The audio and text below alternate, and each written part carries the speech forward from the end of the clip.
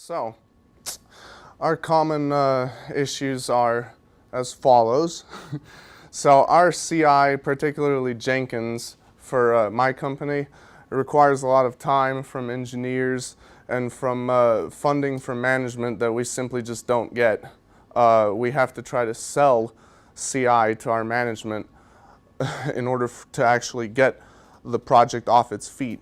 Because management tends to not really want to move ahead with things like this because it's a long-term investment, you know. Also, starting points.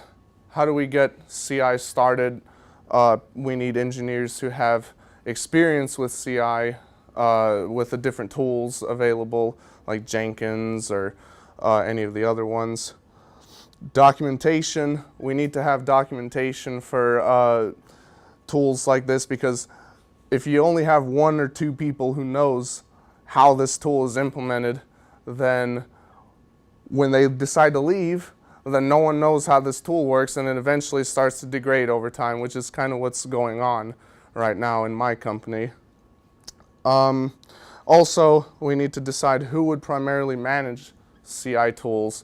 Would it be someone who's specifically in the job for Jenkins or for any of the other CI tools, or would it be the team?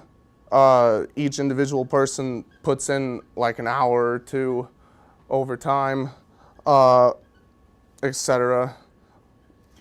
And also there's culture differences between engineers and management. That kind of ties in with not being able to get funding from management because they feel that because it's such a long-term investment and it doesn't actually give immediate results, then they don't feel like investing for it.